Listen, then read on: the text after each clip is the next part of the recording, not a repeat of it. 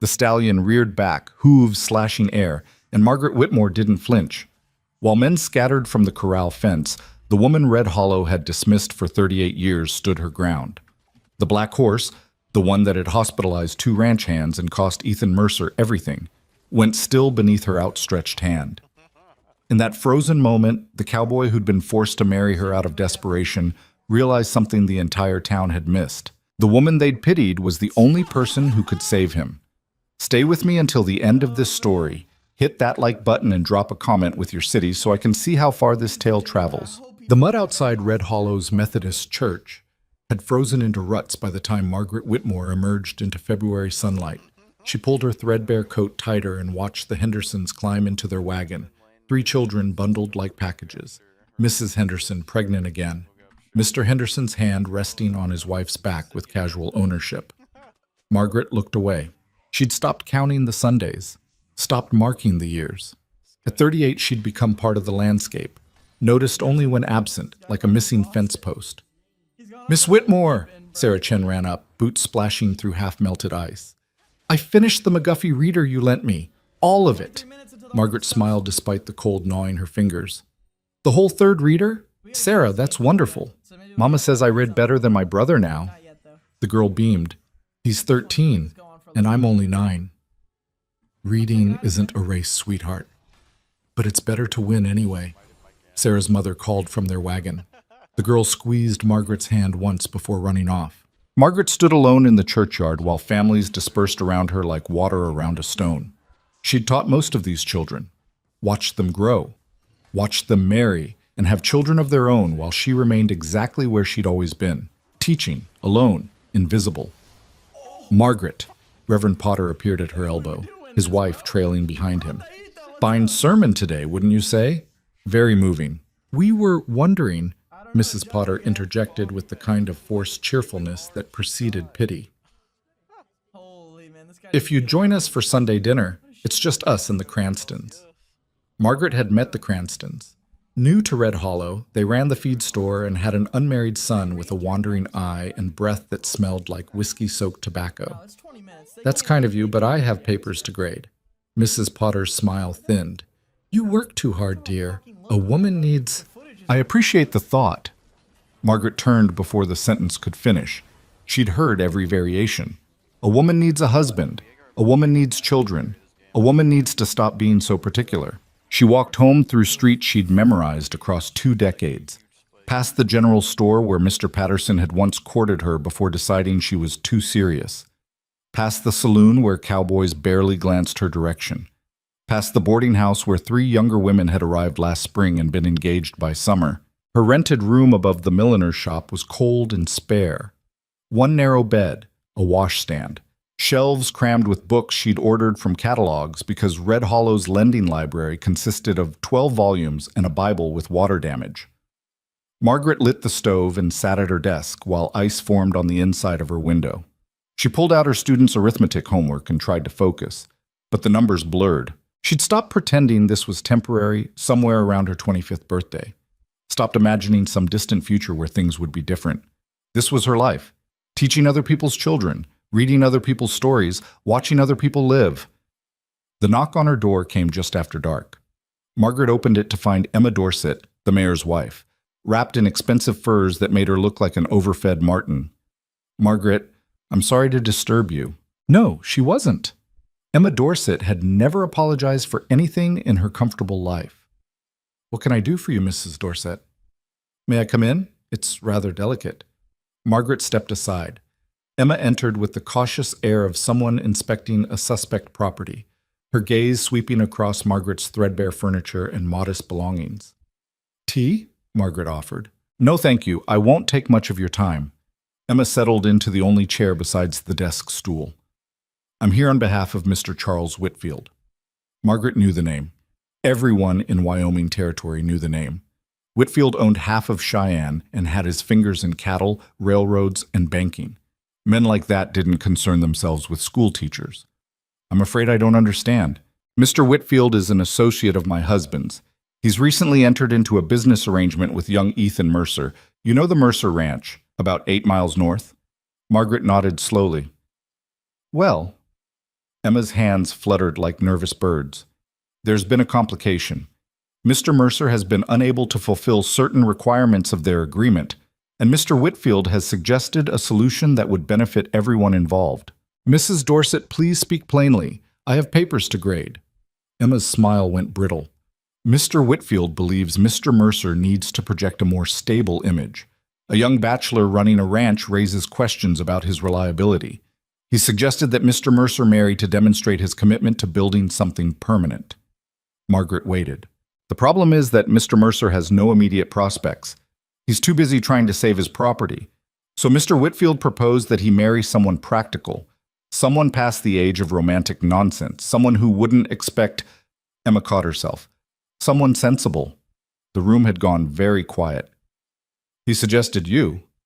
Margaret heard herself laugh. It sounded wrong, too sharp, like breaking glass. Let me understand this correctly. Mr. Whitfield wants Mr. Mercer to marry me so his business investment appears more respectable? It's not as cold as you're making it sound. How would you make it sound, Mrs. Dorset? Emma's neck flushed red. You're not getting any younger, Margaret, and frankly, opportunities like this don't come along often for women in your position. My position. Unmarried, without family, limited prospects. Emma leaned forward with grotesque sympathy. I'm not trying to hurt you. I'm trying to help. Ethan Mercer is a good man. The ranch is profitable when he's not dealing with that awful horse. You'd have security, a home. Perhaps this isn't the romance novels make it out to be, but it's more than most women in your situation could hope for. Margaret stood. Her legs felt distant and strange. Please leave. Margaret, get out of my home. Emma rose with injured dignity. I'm trying to do you a kindness, but if you're too proud to accept reality, that's your choice. She left in a rustle of furs and righteous indignation. Margaret closed the door and leaned against it until her breathing steadied. A business arrangement, a practical solution. A woman too old and too plain to expect anything better than being traded like livestock to make some rich man's investment look legitimate. She wanted to scream, to throw something, to set every book on her shelves on fire and watch them burn. Instead, she sat at her desk and graded arithmetic papers until her hands stopped shaking.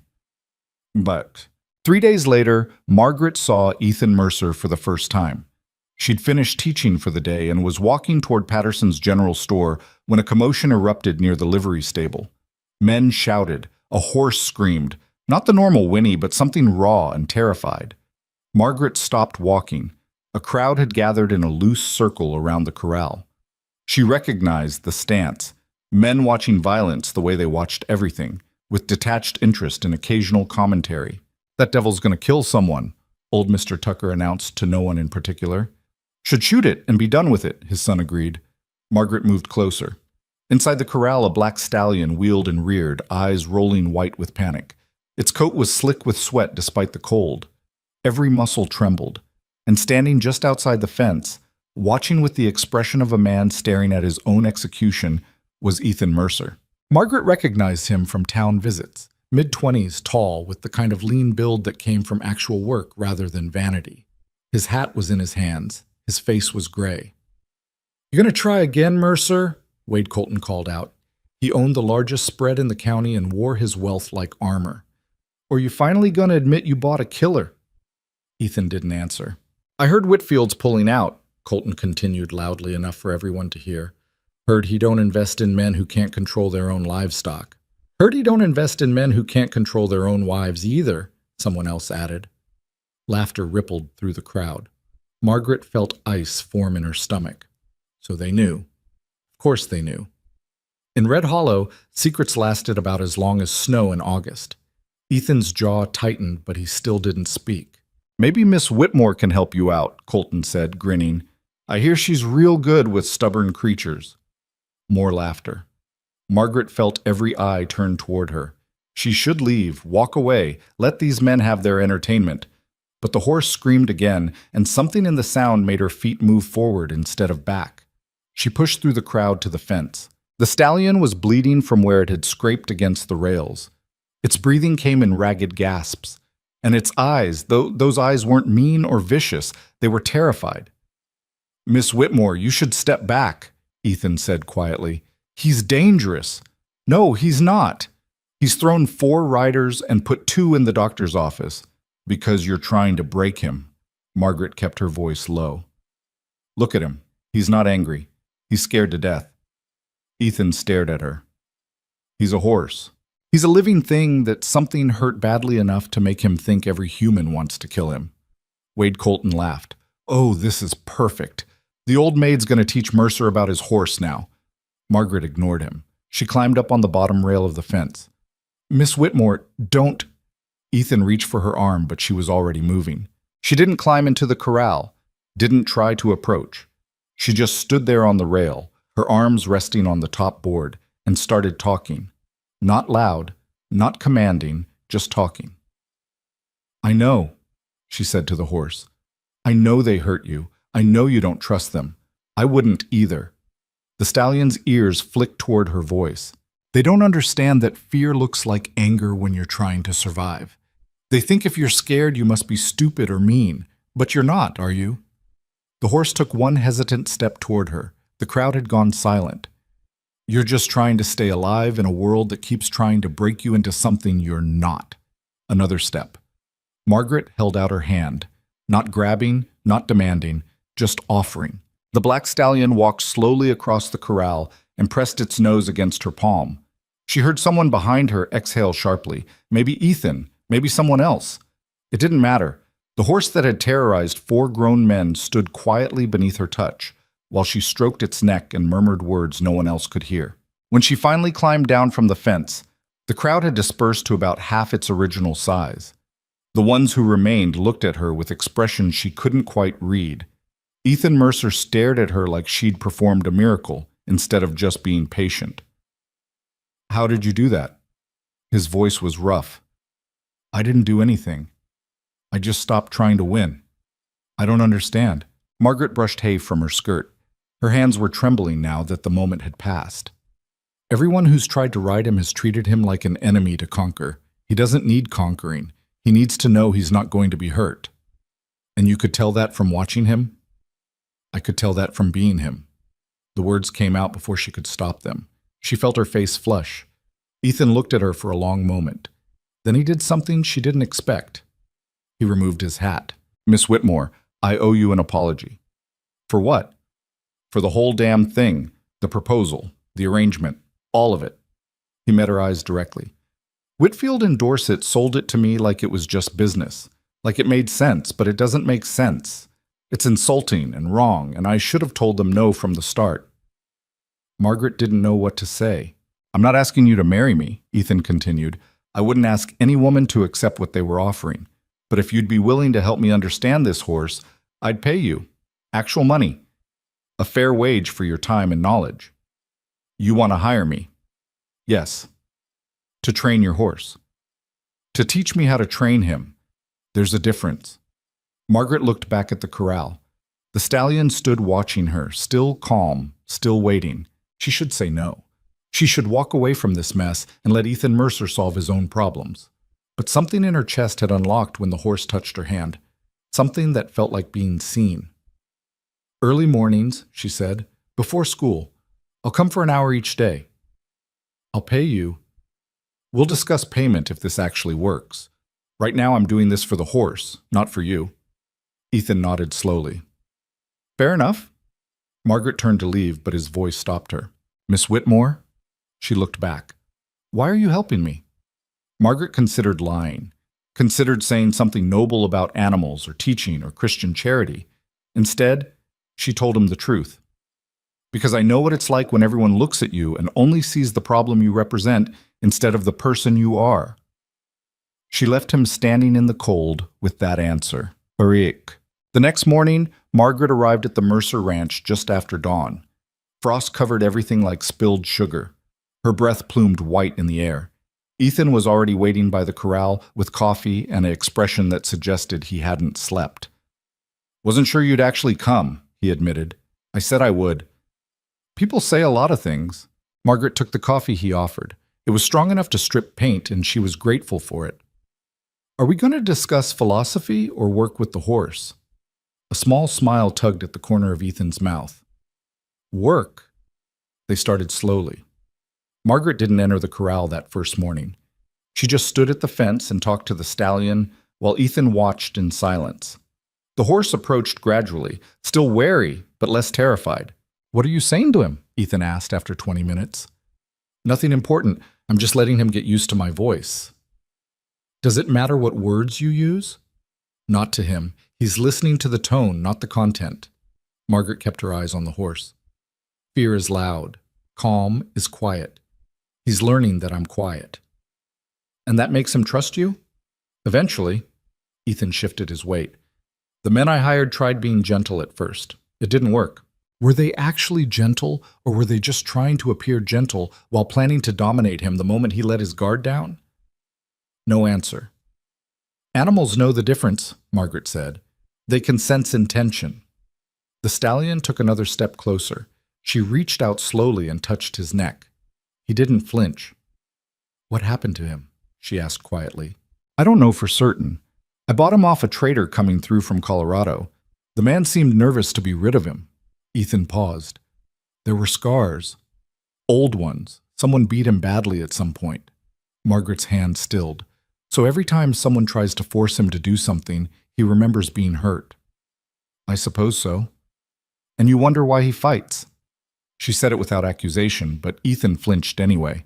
They worked for another half hour before Margaret's teaching duties called her back to town. The stallion had allowed her to touch his face, his neck, his shoulders. Progress. "Same time tomorrow?" Ethan asked as she prepared to leave. "Yes." "Thank you, Miss Whitmore." "Margaret, if we're going to spend mornings together, you should use my name." "Ethan," he offered. She nodded and left. Over the next 2 weeks, they fell into a rhythm. Margaret arrived at dawn. They worked with the horse. She left for school. The arrangement was simple and practical and surprisingly peaceful. The stallion improved daily. Margaret started entering the corral with him. She moved slowly, never demanding, always offering. The horse began following her around like a curious child. Ethan watched everything with the intensity of a man trying to decode a foreign language. "How do you know when to push and when to wait?" he asked one morning. "I don't always know. Sometimes I guess wrong." "But you're not afraid of him." Margaret considered that. "I'm afraid of what might happen if I move too fast or ask too much. But I'm not afraid of him. He's just trying to survive." Most people would say a horse doesn't think that way. Most people don't spend much time actually paying attention to horses. Ethan was quiet for a moment. Then, "You do this with your students too, don't you?" The question surprised her. "Do what?" "Watch them. Wait for them to be ready. Refuse to force things." Margaret felt something uncomfortable shift in her chest. "I suppose I do." "That why you never married? Nobody patient enough to wait for you?" The words were out before he seemed to realize how they sounded. His face went red. "I apologize. That was inappropriate." "No." Margaret kept her voice steady. "It's a fair question. The answer is that I never married because no one wanted a woman who wouldn't pretend to be less intelligent than she was. Men want wives who make them feel clever, not women who might correct them at the dinner table." Ethan studied her. "Their loss." "Is it?" "Yes." Something in his voice made her look at him directly. His expression was serious, open. Margaret turned back to the horse before the moment could become something she didn't know how to handle. But by the third week, the black stallion, which Ethan had named Smoke, would let Margaret climb on his back. Not riding, just sitting, her weight distributed carefully while she talked to him and stroked his neck. "You should try," Margaret said to Ethan one morning. "Try what?" "Sitting with him like this. He needs to learn that not all riders are enemies." Ethan looked doubtful.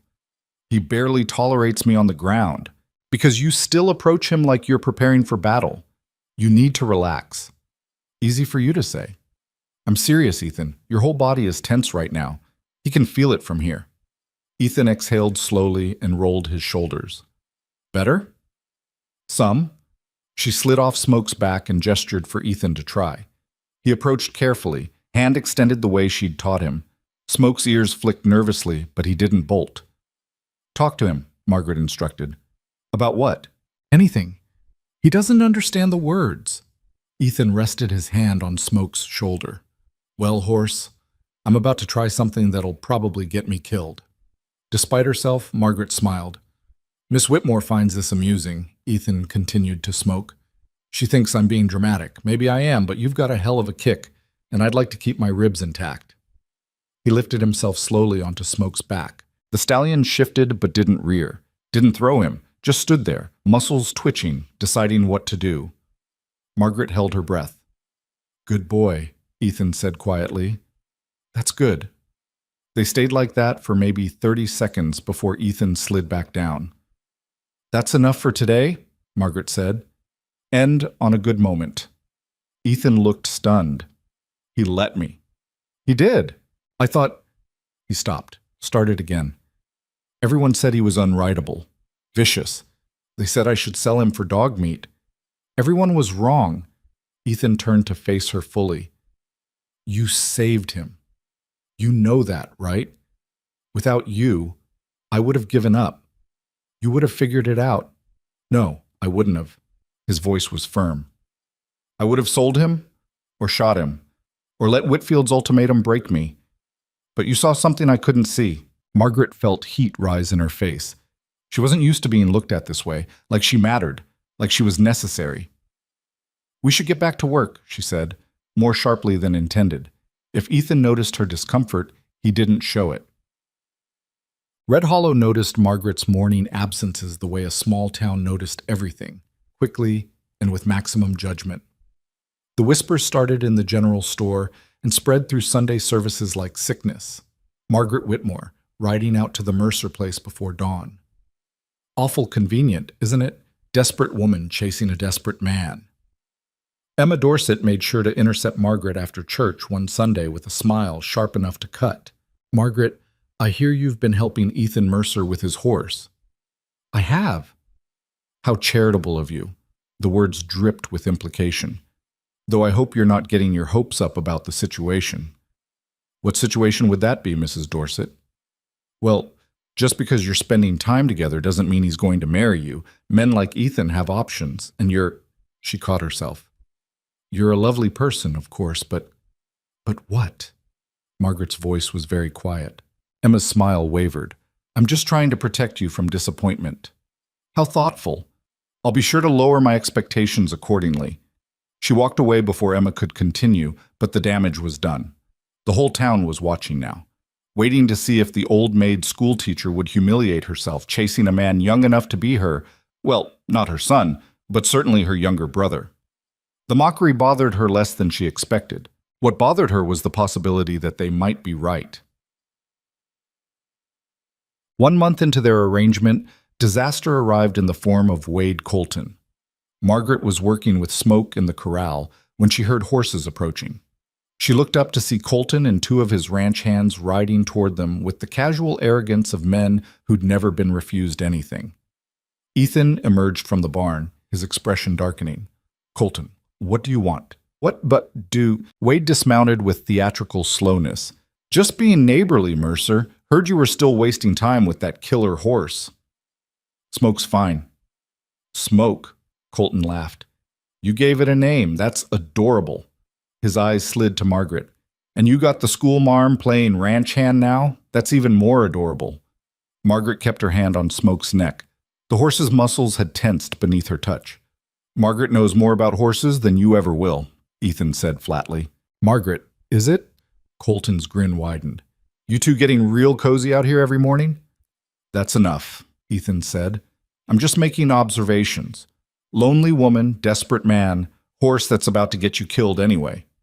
Colton circled closer to the corral. "Why don't you save yourself the trouble and sell the beast to me? I'll give you half what you paid and put it out of its misery quick." "He's not for sale." "Everything's for sale, Mercer." Colton's voice hardened. "Especially when you're about to lose your ranch anyway." Margaret saw Ethan's hands curl into fists. "Get off my property!" Colton held up his hands in mock surrender. "Easy. I'm leaving. But when Whitfield pulls his money and you're standing in front of the bank begging for extensions, don't say I didn't offer you a way out." He swung back into his saddle with insulting leisure.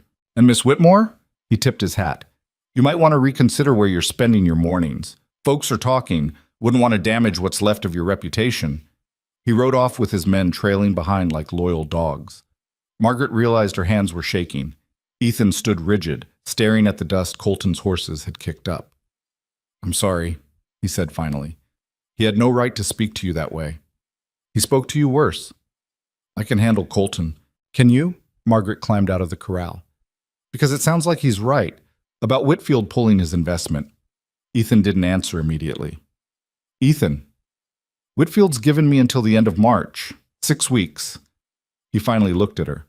"If I can't demonstrate that I'm a stable investment by then, he's walking away.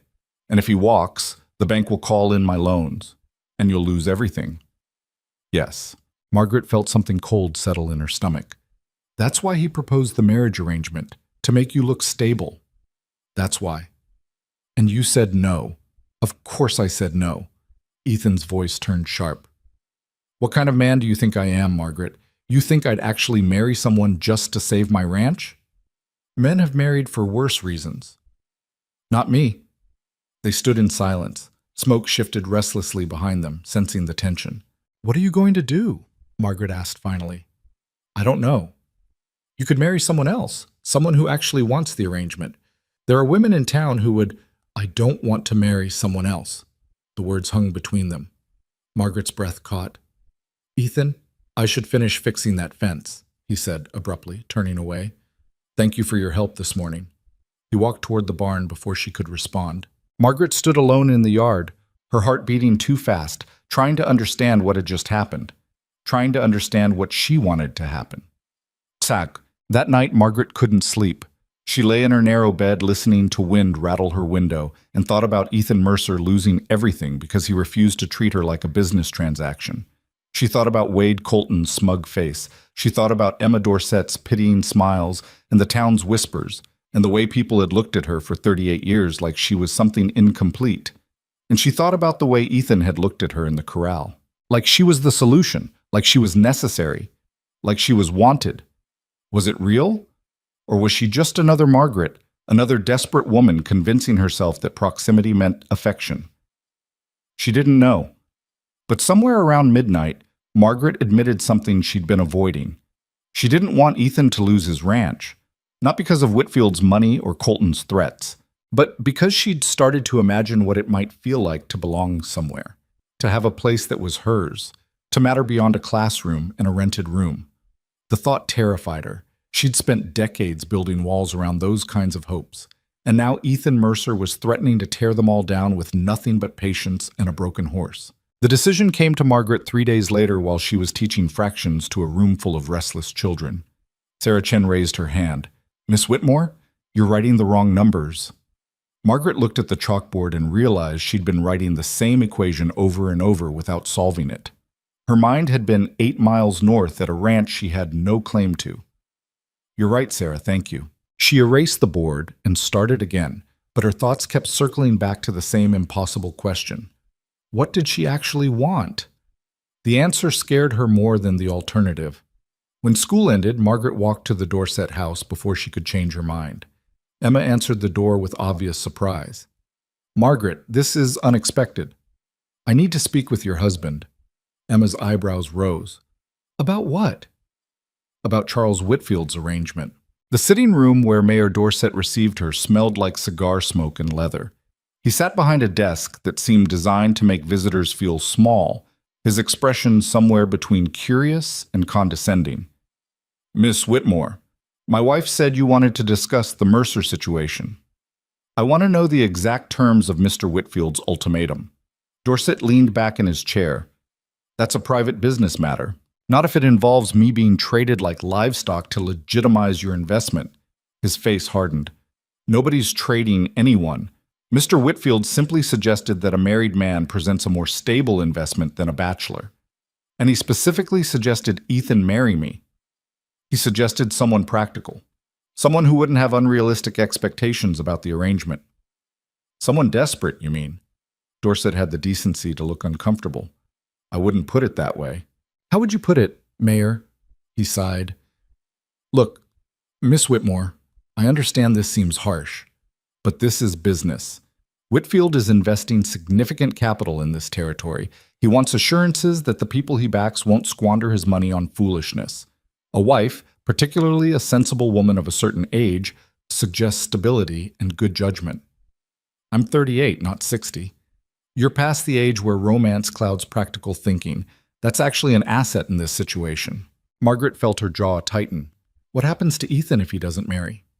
Whitfield withdraws his investment. The bank calls in Mercer's loans. He loses the ranch within 6 months, probably sooner. Dorset studied her. But I was told you already declined the arrangement. I did. Then why are you here? Margaret stood. I wanted to understand exactly what kind of men I'm dealing with. Now I do. She left before he could respond. Outside, the March wind cut through her coat like knives. She stood on the Dorset's porch trying to steady her breathing and her racing thoughts. Charles Whitfield saw her as a solution to a problem. Mayor Dorset saw her as a convenient piece to move on a board. Even Emma, with her false kindness, saw her as someone whose value was measured entirely by her usefulness to men. The only person who'd never looked at her that way was Ethan. And he was going to lose everything because he'd refused to use her. Margaret walked home through streets that felt different now. Smaller. Meaner. She'd spent 2 decades trying to find dignity in this town, and all she'd found was a teaching position that barely paid rent and a reputation as the woman nobody wanted. Maybe it was time to stop looking for dignity and start demanding it. The next morning, she arrived at the ranch before dawn as usual. Ethan was already in the corral with Smoke, moving slowly through the exercises she'd taught him. He saw her and stopped. I didn't think you'd come today. Why wouldn't I? I heard you went to see Dorset yesterday. Figured you might be done with all this. Small-town gossip traveled faster than cholera. I needed information, Margaret said simply. She climbed up on the fence rail. How's he doing? Good. Better every day. Ethan ran his hand along Smoke's neck. I got on him yesterday. Actually rode him around the corral twice before he got nervous. That's real progress. Yeah. Ethan's voice was flat despite the accomplishment. Won't matter much in a few weeks when I'm selling everything at auction. Margaret watched him for a long moment. His shoulders were tight with tension that had nothing to do with the horse. What if you didn't have to sell? He looked up sharply. What? What if there was a way to keep the ranch and Whitfield's investment? Margaret, don't. Let me finish. She gripped the fence rail hard enough to feel splinters bite into her palms. I went to Dorset because I wanted to understand the full situation, the actual terms, and now I do. And I'm going to make you an offer. She forced herself to meet his eyes. I'll marry you. Ethan went very still. Even Smoke seemed to sense the shift in the air. No. Listen to me. Absolutely not. His voice was hard. I told you before, I'm not doing that to you. You're not doing anything to me. I'm making a choice.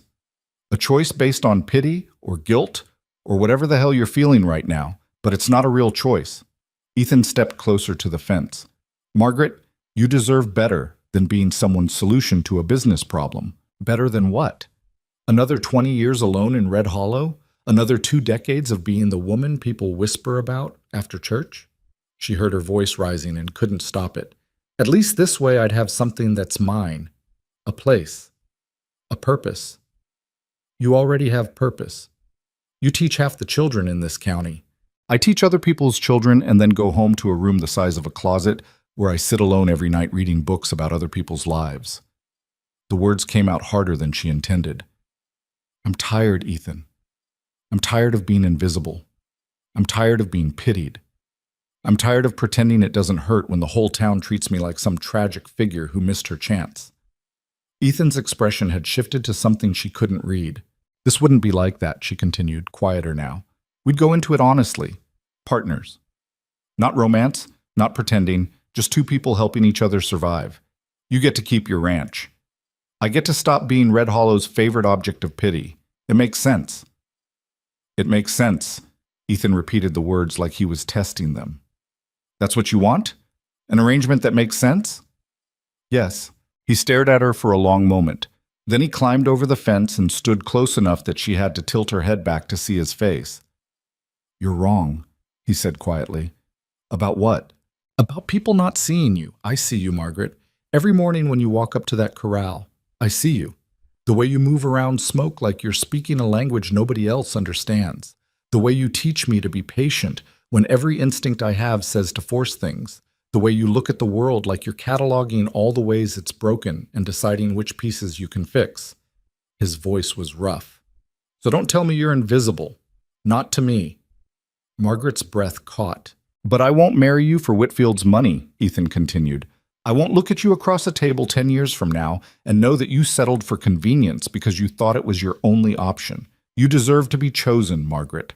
Actually chosen, not accepted as a practical solution. The words hurt worse than rejection. Margaret climbed down from the fence.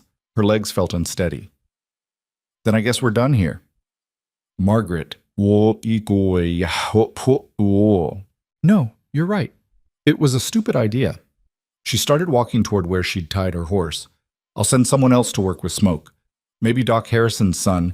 He's good with animals. Ethan caught her arm. Don't go. Why not? There's no point in continuing this because I'm trying to do the right thing and you're making it damn difficult. She yanked her arm free. The right thing? You're going to lose your ranch because you're too proud to accept help. How is that right? I'm not too proud, He stopped, ran his hand through his hair in frustration. I'm trying to protect you. I don't need protection. I need someone to take me seriously when I say what I want. And what do you want, Margaret? Really? She opened her mouth to answer and found she couldn't. Because the truth was complicated and terrifying, and she wasn't sure she could say it out loud without breaking something fundamental inside herself. I want to matter, she said finally. I want to wake up in a place where I belong instead of a rented room where the landlord can evict me on 30 days' notice. I want to build something instead of watching everyone else build their lives while I stand on the sidelines grading papers. Her voice cracked. I want to stop feeling like I'm waiting for a life that's never going to start. Ethan looked at her with an expression she couldn't name. Marry me, she said again. Not because Whitfield demands it. Not because the town expects it, but because it's practical and honest and better than the alternatives we're both facing. He didn't answer right away. Behind them, Smoke whinnied softly. Give me time to think, Ethan said finally. Margaret nodded and left before he could see the tears she refused to shed. She made it halfway home before she had to stop and sit on a fallen log because her hands were shaking too badly to hold the reins. She'd just proposed marriage to a man she'd known for 6 weeks. Offered herself up like some kind of business transaction, exactly what she'd sworn she'd never do. But the alternative, going back to her small room, her small life, watching Ethan lose everything while she remained safely, miserably unchanged, felt worse than any humiliation. Margaret sat in the cold Wyoming morning and admitted what she'd been avoiding since that first day at the corral. She didn't just want to help Ethan save his ranch, she wanted to be part of it. And that wanting terrified her more than a lifetime of loneliness ever had. 2 days passed with no word from Ethan. Margaret continued teaching, continued maintaining the careful facade of normalcy while her insides twisted themselves into knots. Sarah Chen noticed. Are you sick, Miss Whitmore? You look pale. I'm fine, sweetheart. But she wasn't fine. She was unraveling. On the 3rd day, Wade Colton made sure everyone in Red Hollow heard about Margaret's proposal. She was leaving Patterson's general store when she heard him holding court outside the saloon. I heard she actually asked him, Colton announced loud enough to carry across the street. The old maid finally got desperate enough to propose to a man young enough to be her... Careful, Wade. The voice was quiet but sharp enough to cut through Colton's speech. Margaret turned to see Ethan standing in the street, hat in hand, looking at Colton with an expression that could freeze water. You got something to say, Mercer? Yeah, keep Miss Whitmore's name out of your mouth. Colton laughed. Or what? You'll defend her honor. That's rich considering everyone knows she's throwing herself at you. He didn't finish the sentence. Ethan crossed the distance between them in 4 strides and hit Colton hard enough to knock him off the saloon steps into the dirt. The street went silent. Colton pushed himself up, blood trickling from his split lip. You're going to regret that. Probably, but it was worth it. 2 of Colton's ranched hands moved forward, but he waved them off. He stood slowly, wiping blood from his mouth. You're finished in this county, Mercer. I'll make sure of it. Get in line! Colton spat blood into the dirt and walked away, his men trailing behind him like kicked dogs. Ethan stood in the middle of the street, flexing his right hand until Margaret walked up to him. "That was stupid," she said. "Yeah. He'll make trouble for you now." He was already making trouble. Margaret looked at his split knuckles. "You're bleeding." "He's bleeding more." Despite everything, she felt something like a smile trying to form. "Come on, let me clean that up before it gets infected." She led him back to her room above the milliner's shop, acutely aware of the stares following them. Let them look, let them talk. She was too tired to care anymore. Inside, she poured water from the pitcher and found clean cloth while Ethan sat at her small desk, looking around her room with open curiosity. "This is where you live?" "Yes. It's smaller than my tack room." "I'm aware." She took his hand and started cleaning the blood away. His knuckles were raw but not seriously damaged. "You didn't have to do that," she said quietly. "Yes, I did." "Why?" "Because I'm tired of listening to people talk about you like you're something pitiful instead of the strongest person I know." Margaret's hands stilled. "I'm not strong." "You're the strongest person I know," Ethan repeated. "You've survived 2 decades in a town that treats you like furniture. You get up every morning and teach children who are going to grow up and forget you. You helped me save a horse everyone said was worthless. And then you offered to marry me, even though you knew it would make you the subject of every cruel joke in Red Hollow." He met her eyes. "That's not weakness, Margaret. That's courage I'll never have." She couldn't breathe properly. "I've been thinking about your proposal," Ethan continued, "and you're right. It makes sense, practical sense." He paused. "But I need you to understand something before we do this." "What?" "If we get married, I won't treat you like a business arrangement. I won't treat you like you're doing me a favor I need to repay. You'll be my partner in everything, the ranch, the decisions, all of it. Your voice carries the same weight as mine. Your opinions matter. You're not some accessory to make Whitfield happy. You're—" He stopped. "You're Margaret, and that's more than enough." The tears Margaret had been holding back for 3 days finally broke through. Ethan looked alarmed. "Did I say something wrong?" She shook her head, unable to speak. "Margaret, nobody's ever said anything like that to me before." Her voice came out rough. "Not once. Not ever." He took her hand carefully, mindful of his split knuckles against her palm. "Then everyone you've known is an idiot." She laughed despite the tears. "That's probably true." They sat in silence while Margaret pulled herself back together. Outside, she could hear normal life continuing. Wagons, voices, the distant sound of a dog barking. "So," Ethan said finally, "are we doing this?" Margaret looked at him, really looked. He wasn't handsome in any conventional way. His face was too weathered, his hands too rough, his manner too direct. But he was looking at her like she was something worth seeing. "Yes," she said, "we're doing this. No regrets later when you realize you married a man about to lose everything to the bank? No regrets when you realize you married a woman the whole town considers a desperate old maid? Deal." They shook hands like they were closing a business transaction, which Margaret supposed they were. Except it didn't feel like business anymore. It felt like stepping off a cliff and hoping someone had put water at the bottom instead of rocks. The wedding happened 6 days later in Mayor Dorset's office, with no celebration, no guests, and no illusions about what they were doing. Margaret wore the same dress she wore to church. Ethan wore clothes that smelled like horse and hay because he'd come straight from the ranch. Emma Dorset served as witness while looking like she'd bitten into something sour. "Do you, Ethan James Mercer, take this woman—" "Yes," Ethan interrupted. Dorset frowned. "I haven't finished." "I take her. Can we skip to the end?" Margaret felt that inappropriate smile trying to form again. "Miss Whitmore," Dorset said with strained patience, "do you take this man—" "Yes." "For heaven's sake, let me finish the ceremony." "We take each other," Margaret said, "legally and completely. Is that sufficient?" Dorset looked at his wife. Emma shrugged. "Fine. You're married. Sign here." They signed the papers. Margaret's hand was steady. Ethan's wasn't. Outside the office, they stood on the steps while Red Hollow went about its business around them. "Well," Ethan said, "that was romantic. It was efficient. Should I carry you over a threshold or something?" "Please don't." He smiled, actually smiled. "Come on, Mrs. Mercer, let's go home." Mrs. Mercer. The name felt foreign and strange and oddly right. Margaret collected her few belongings from the room above the milliner's shop, while Mrs. Patterson watched with barely concealed disapproval. "You're making a mistake," the older woman said. "Marrying that boy at your age. People are going to talk." "People are already talking. At least now they'll have something real to discuss." Everything Margaret owned fit into 2 trunks and a carpet bag. 2 decades of life reduced to luggage that barely filled a wagon bed. Ethan loaded them without comment and helped her up onto the seat. The ride to the ranch was quiet. Margaret watched the landscape roll past. Brown grass, scattered pine, endless sky, and tried to process that this was her home now. Not rented, not temporary. Hers. The ranch house was smaller than she'd imagined.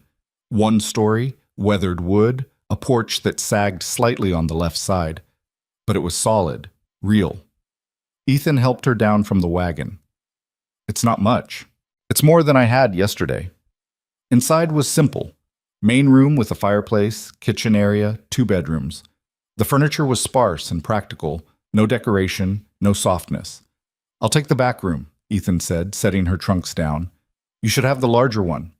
"We don't have to pretend for anyone here, Ethan. We can be honest about what this is." He looked at her for a long moment. "What is this, Margaret?" "A partnership, an arrangement, 2 people helping each other." "Right." Something flickered across his face. "I'll get the rest of your things." He left her standing in what was now her home, feeling like she'd said the wrong thing without understanding why.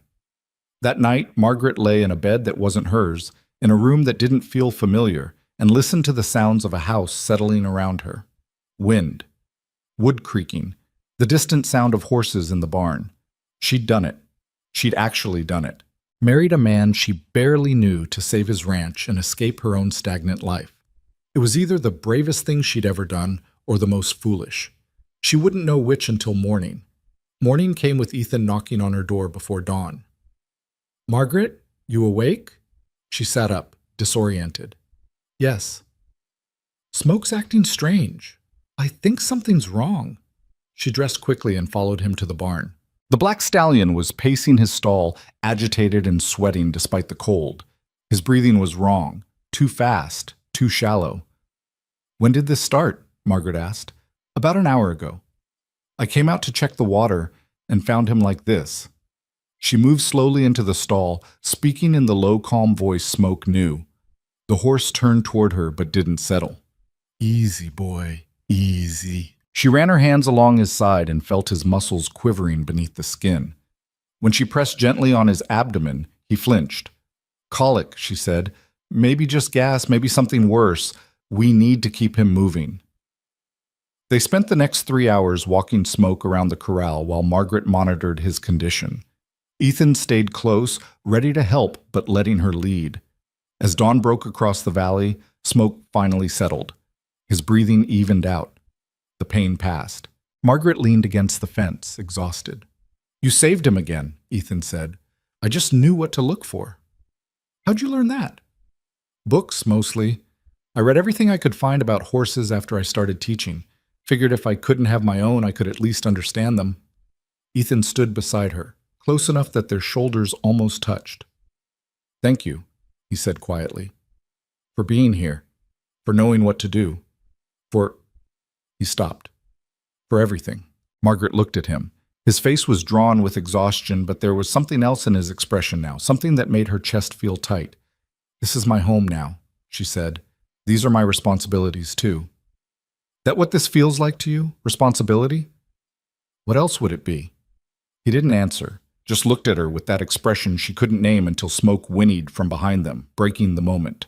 "I should make breakfast," Margaret said, stepping away. "You must be starving."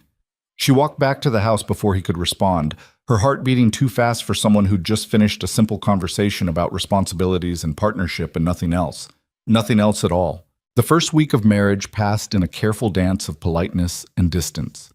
Margaret taught during the day and returned to the ranch each afternoon to find Ethan already working, mending fences, feeding livestock, doing the 100 small tasks that kept a ranch from falling apart.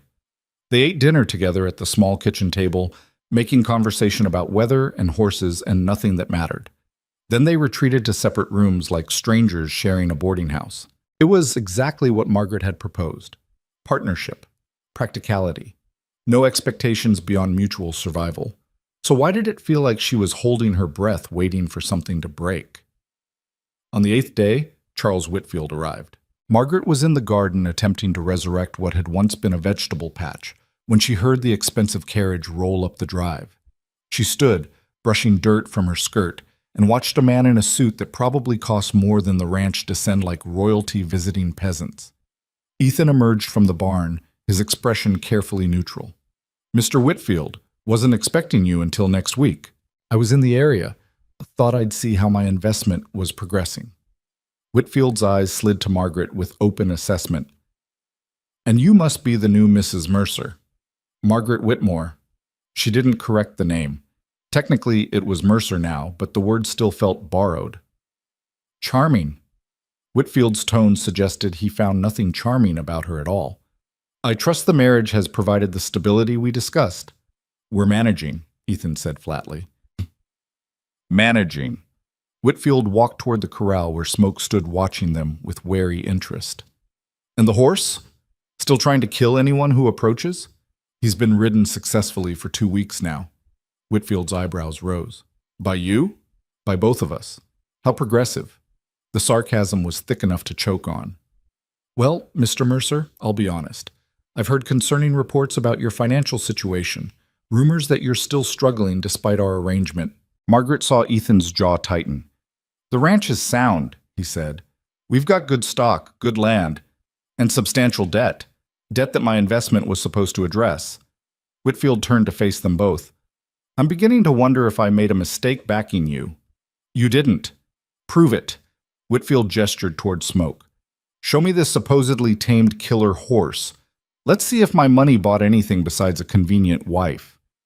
The insult hung in the air like smoke. Margaret felt heat rise in her face, but Ethan spoke before she could.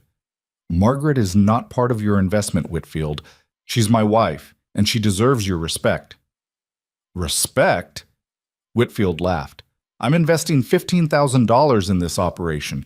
I'll respect whatever I damn well please." "Then respect the door on your way out." The silence that followed was absolute. Whitfield's face turned an ugly shade of red. "Excuse me? You heard me? Get off my property." "You can't be serious. Without your backing, I'll figure something else out. But I won't stand here and let you talk about my wife like she's livestock." Margaret's heart was hammering so hard she thought it might crack her ribs. Whitfield looked between them with something like disbelief. "You're throwing away your entire future over wounded pride?" "I'm throwing away a business partner who doesn't know how to behave like a decent human being." "Fine." Whitfield straightened his jacket with sharp, angry movements. "Consider our agreement terminated. You have 30 days to pay back what you've already borrowed. After that, I'll make sure every bank in the territory knows you're a bad investment." He climbed back into his carriage. "Enjoy your principles, Mercer. They'll keep you warm when you're sleeping in a ditch." The carriage rolled away in a cloud of dust. Ethan stood motionless, staring at the empty road. Margaret walked up beside him. "You just destroyed your only chance to save this place." "I know. 30 days isn't enough time to find another investor." "I know that too." "Then why—" "Because I meant what I said when we got married." He finally looked at her. "You're not a bargaining chip. You're not some convenient solution to make men like Whitfield comfortable. You're my wife, and I won't let anyone treat you like you're worth less than that." Margaret felt something crack open inside her chest. "Even if it costs you everything?" "Even then." They stood in the yard while the sun climbed higher and the impossible reality of what he'd just done settled over them like snow. Ethan had chosen her over his ranch, over his livelihood, over his entire future. And Margaret didn't know if that was the most romantic thing she'd ever witnessed or the most terrifying. That night, they sat at the kitchen table long after dinner, going through the ranch's finances with the grim determination of soldiers counting ammunition before a losing battle.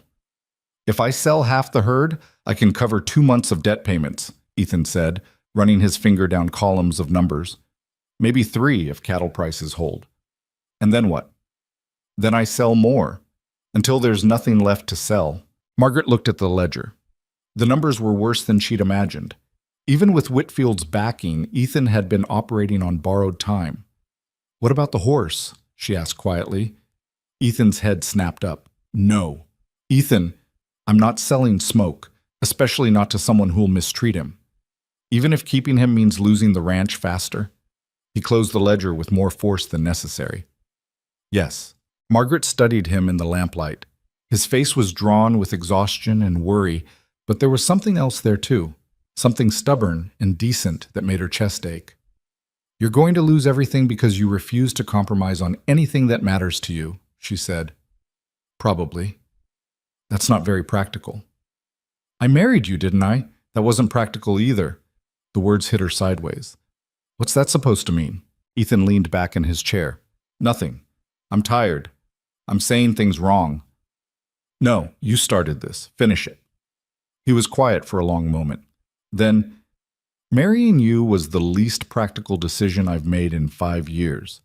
You're difficult and opinionated, and you don't pretend to be something you're not. You make me question every assumption I've ever had about how things should work. And you scare the hell out of me." Margaret couldn't breathe properly. "But you're also the only person who's ever looked at me and seen past the ranch, and the debts, and the desperate scrambling. You see me, Margaret, the actual person. And that's worth more than Whitfield's money, or this ranch, or anything else." He met her eyes. "So no, marrying you wasn't practical. But it was right." The kitchen clock ticked in the silence. Margaret's hands were shaking. She folded them in her lap so he wouldn't notice. "I don't know what to say to that." "You don't have to say anything." Ethan stood. "I'm going to check the horses. Get some sleep." He left her sitting alone at the table with the ledger and her racing thoughts, and the terrible, wonderful knowledge that this marriage had stopped being an arrangement somewhere between the corral and the kitchen, and she hadn't even noticed when. The next morning brought worse news in the form of a letter from the bank. Ethan read it twice before handing it to Margaret without comment. The bank was calling in his loans. Not in 30 days. In 2 weeks. They wanted full payment, or they'd seize the property and livestock to cover the debt. "Can they do this?" Margaret asked. "They can do whatever they want. I signed papers giving them that right when I was desperate and stupid." "There has to be something." "There isn't." Ethan's voice was flat. "It's over." Margaret looked around the kitchen, the house that had become her home in just 8 days, the ranch that had started to feel like the first place she'd ever truly belonged. "What are you going to do?" "Sell what I can before they take it. At least that way I'll have something to start over with." "Start over where?" He shrugged. "California, maybe. I hear there's work in the lumber camps." "And leave Wyoming? Leave everything you've built?" "Everything I've built is about to be seized by the bank, Margaret. There's nothing to leave." She wanted to argue, to find some solution he hadn't thought of, but the numbers in the ledger didn't lie, and neither did the letter from the bank. Ethan was going to lose his ranch, and there was nothing either of them could do to stop it. Red Hollow heard about Whitfield's withdrawal within 24 hours, because of course they did. Margaret was walking home from school when Wade Colton intercepted her outside the general store. "Mrs. Mercer," his smile was all teeth, "heard your husband's having some financial difficulties." "Mr. Colton." "Shame about Whitfield pulling out, but I suppose that's what happens when you let pride override good business sense." He stepped closer. "You know, I'd be willing to make an offer on the Mercer place, before the bank takes it. Ethan could walk away with something instead of nothing. That's between you and my husband." "Is it? Because I was thinking maybe you could convince him. Woman's touch and all that." Colton's eyes traveled over her in a way that made her skin crawl. "Unless you're planning to follow him to whatever ditch he ends up in." Margaret felt her jaw tighten. "My marriage is none of your concern." "Oh, I think it is. See, everyone knows you married Mercer to escape spinsterhood, but now he's got nothing to offer you. No ranch, no money, no future. So I'm wondering how long before you realize you made a mistake and come looking for better options." "Better options like you?" "I own the largest spread in 3 counties. I could give you things Mercer never could: security, comfort, respect. I'd rather sleep in a barn than take anything from you." Colton's smile vanished. "Careful, Mrs. Mercer. Your husband can't afford to make enemies right now. Neither can you." "Is that a threat?" "It's friendly advice." He tipped his hat with exaggerated courtesy. "Think about my offer. Time's running out for both of you." He walked away before she could respond. Margaret stood on the street, shaking with rage and something close to fear. Colton wasn't wrong about their situation. They were running out of time and options. But the thought of selling to him, of watching him take Ethan's ranch and turn it into another piece of his empire, made her physically sick. When she got home, she found Ethan in the barn, inventorying everything they'd have to sell. "Colton approached me today," she said without preamble. Ethan's shoulders tensed. What did he want? To make an offer on the ranch, and to suggest I might want to reconsider my marriage choices. That son of a... Ethan turned to face her. Did he threaten you? Not exactly, but he made it clear he thinks I'll abandon you once there's nothing left. And will you? The question caught her off guard. What? Will you leave? Because I wouldn't blame you if you did. You married me thinking you'd have a home and security. Now I can't give you either one. Margaret moved closer. Do you want me to leave? No, but that's not the question. It's the only question that matters. She met his eyes. I married you, Ethan, for better or worse. I'm not leaving because things got difficult. Even if difficult means losing everything? Even then. He stared at her like he was trying to solve a puzzle he didn't have all the pieces for. Why? He asked finally. Why would you stay with a man who can't even provide you with a roof over your head? Margaret thought about all the careful, practical reasons she could give. The partnership, the arrangement, the simple fact that she'd made a commitment. But standing in the barn with dust motes floating through afternoon light, and Ethan looking at her like her answer actually mattered, she found she was tired of lying. Because I don't want to leave, she said simply. Because in 8 days, this ranch has felt more like home than 20 years in Red Hollow ever did. Because you treat me like I matter, not like I'm useful or convenient, but like I actually matter. Her voice wavered. And because losing the ranch is terrible, but losing you would be worse. The silence stretched between them. Then Ethan closed the distance and kissed her. Not tentatively, not asking permission, just kissing her like it was the only thing that made sense in a world that had stopped making any sense at all. Margaret froze for half a second before kissing him back. His hands were rough and gentle at the same time. He tasted like coffee and desperation and something she couldn't name. She grabbed his shirt to keep from falling because her legs had forgotten how to support her weight. When they finally broke apart, both breathing hard, Ethan rested his forehead against hers. That wasn't part of our arrangement, he said. No. Should I apologize? Do you want to? Not even slightly. Margaret laughed despite everything. Despite the bank foreclosure and Wade Colton's threats and the fact that they were standing in a barn they'd both be evicted from in less than 2 weeks. We're a mess, she said. Complete disaster. We should probably talk about this. Probably. Ethan pulled back just enough to see her face. But right now I need to finish the inventory so I know what we're working with. We. You just said you're staying. That makes it we. Something warm bloomed in Margaret's chest. I suppose it does. They worked side by side for the rest of the afternoon, cataloging livestock and equipment and supplies. The numbers were still terrible. The situation was still impossible, but they were facing it together, and somehow that made it bearable.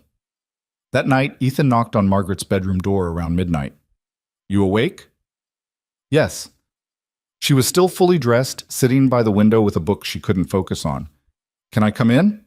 She opened the door. He stood in the hallway looking uncertain in a way that was completely unlike him. I can't sleep, he admitted. Keep thinking about the bank and Colton and all of it. Me too. Can I stay? Just to talk. I promise I'll behave. Margaret stepped aside. Ethan came in and sat in the chair by the window while she settled back on the bed. Tell me something about yourself, he said. Something I don't know. Like what? Anything. Your childhood, your family, how you ended up in Red Hollow. Margaret was quiet for a moment. She didn't talk about her past, ever. It was easier to just be the present version of herself without dragging history into it. But sitting in the dark with Ethan watching her with genuine interest, she found she wanted to tell him. My parents died when I was 17, she said. Cholera. They owned a small farm in Ohio, and when they died, their debts were more than the property was worth. I had an aunt in Wyoming who offered to take me in if I could get myself here. That must have been terrifying. It was. I traveled alone on the train with everything I owned in one trunk and $20 my mother had hidden in a book. Margaret pulled her knees up to her chest. The aunt turned out to be less charitable than her letters suggested. She put me to work in her boarding house and made it clear I was a burden she was tolerating out of family obligation. How long did you stay? 3 years. Then I passed the teaching exam and got hired in Red Hollow. I've been here ever since. 20 years in a town that treats you like you're invisible. Ethan shook his head. I don't know how you survived it. You survive by not expecting anything better. Lower your expectations enough and disappointment becomes impossible. That's the saddest thing I've ever heard. Margaret smiled without humor. It's practical. It's lonely. Yes, it is. She looked at him directly. What about you? How does a man end up drowning in debt trying to save a ranch in the middle of Wyoming? Stupidity, mostly. Ethan leaned back. My father owned this land. Left it to me when he died 5 years ago, along with debts he'd never mentioned. I thought I could work my way out of it. Thought if I just pushed hard enough, made the right deals, took the right risks, I could build something that mattered. It does matter. Not if the bank takes it next week. It still matters that you tried, that you cared enough to fight for it. Ethan looked at her for a long moment. You really believe that? Yes. Even though I'm going to fail? You haven't failed yet. You're still fighting. He stood and moved to sit beside her on the bed. Not touching, just close enough that she could feel his warmth. Margaret, what are we doing here? I don't know. This was supposed to be practical, an arrangement. 2 people helping each other survive. I know. But it doesn't feel like that anymore. Margaret's heart was beating too fast. No, it doesn't. So what do we do about it? She turned to face him. What do you want to do about it? I want to kiss you again. I want to tell you that you're the best thing that's happened to me in 5 years. I want to stop pretending this is just business, when every time I look at you I feel like I'm standing on the edge of something I don't understand. He reached for her hand. But I don't have anything to offer you anymore. No home, no security, no future. Just me and a whole lot of problems. Maybe that's enough. Is it? Margaret thought about everything she'd learned in 38 years of survival. About lowered expectations and practical choices and protecting yourself from disappointment. Then she thought about Ethan standing up to Whitfield, about him defending her to Wade Colton, about the way he looked at her like she was something precious instead of convenient. Yes, she said, it's enough. This time when he kissed her, there was no desperation, just certainty. They kissed until Margaret forgot about the bank and the foreclosure and everything that was falling apart outside this room. They kissed until she forgot to be afraid. When they finally pulled apart, Ethan stayed close enough that she could feel his breath.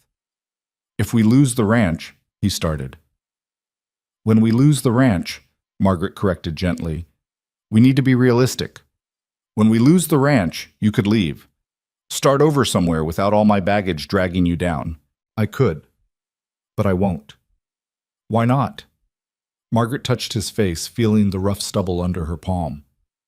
Because somewhere in the last 2 weeks, this stopped being about the ranch, or Red Hollow, or escaping loneliness. It became about you.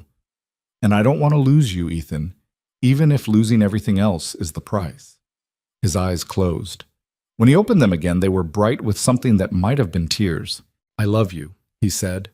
I know that's not part of our arrangement, and I know the timing is terrible, and I know I have no right to say it when I can't even keep a roof over your head. But I love you, Margaret, and I needed you to know that before everything falls apart. Margaret felt her own tears starting. You're right, the timing is terrible. I know, and it's not part of our arrangement. I know that too, but I love you anyway. She kissed him softly. Despite all the reasons I shouldn't. They held each other while the night pressed in around them and the uncertain future waited just beyond the bedroom door. Outside, storm clouds were building on the horizon.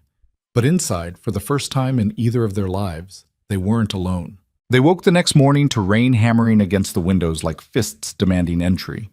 Margaret lay still for a moment, disoriented by the unfamiliar weight of Ethan's arm across her waist. He'd fallen asleep in her bed sometime after midnight, both of them too exhausted from confession and kissing to care about propriety anymore. Now, with gray dawn light filtering through the curtains and reality pressing back in, she had to resist the urge to panic. She loved him.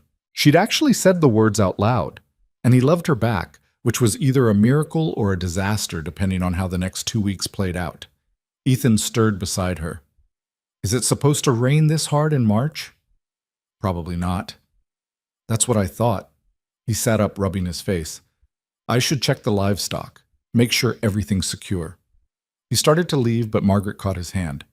Ethan. Yeah? Last night wasn't a mistake. His expression softened. I know. I just needed to say it, in case you were wondering. I wasn't wondering. He kissed her forehead. But I'm glad you said it anyway. He left to deal with the storm, and Margaret dressed quickly, her mind already racing through problems that needed solving. The rain was getting worse. If it kept up, they'd have flooding in the lower pastures. And with the bank foreclosure looming, they couldn't afford to lose any livestock to drowning or injury. She found Ethan in the barn, already soaked through despite his coat. It's bad, he said without preamble. The creek's rising fast. If this keeps up, we'll have to move the herd to higher ground. Can we do that in this weather? We'll have to try. Otherwise, we lose half the cattle.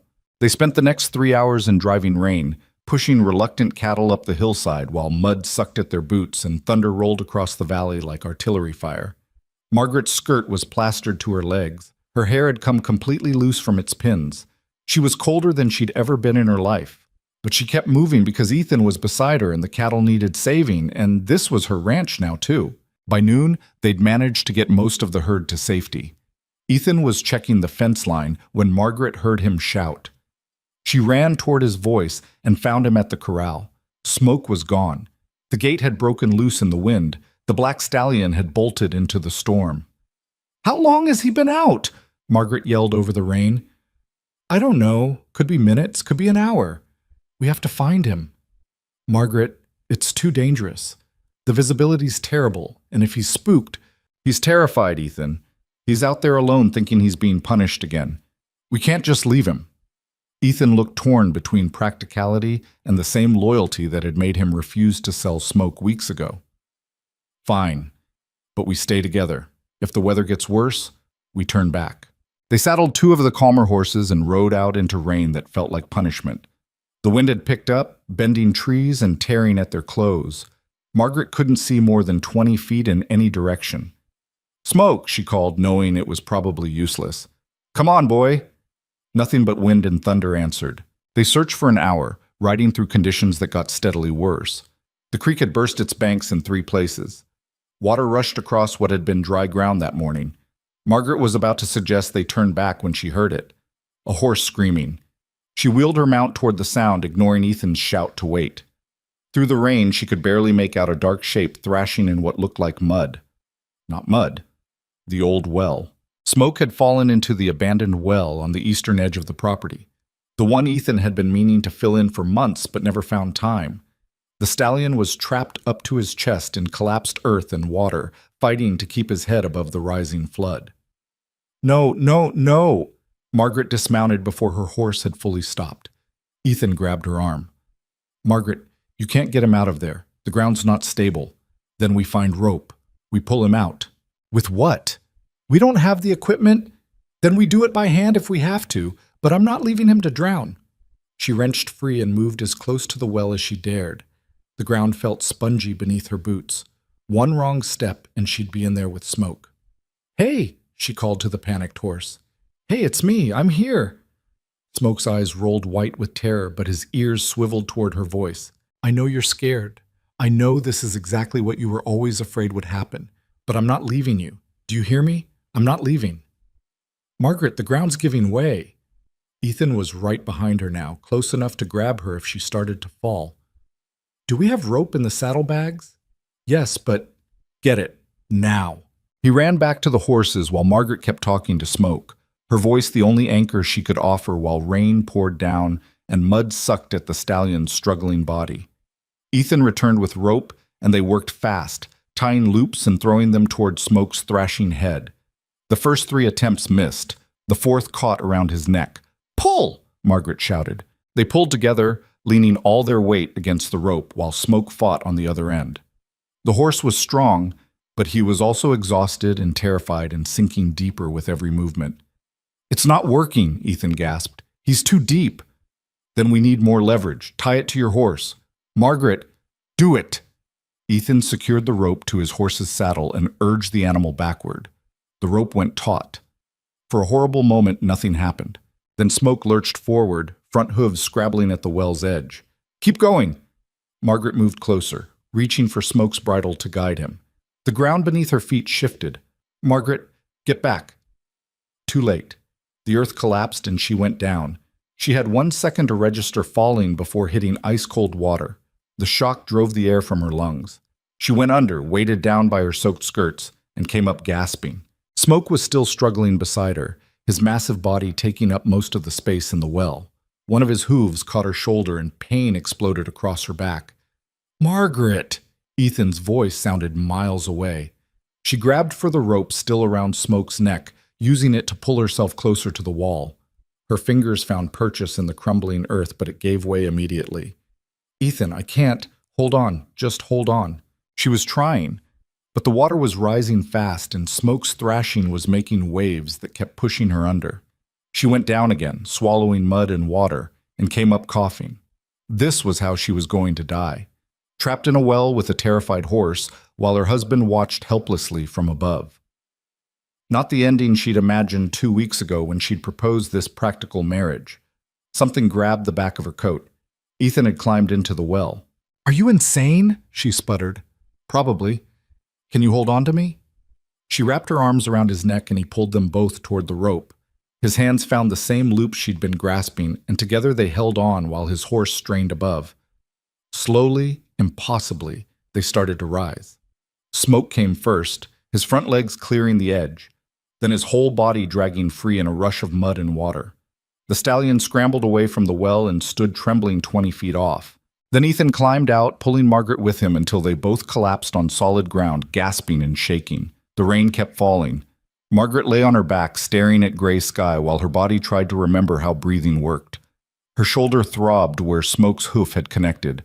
Her hands were torn and bleeding. She was colder than she'd thought it was possible to be. "Don't ever do that again," Ethan said beside her. "Do what?" "Fall into a well trying to save a horse. You climbed in after me.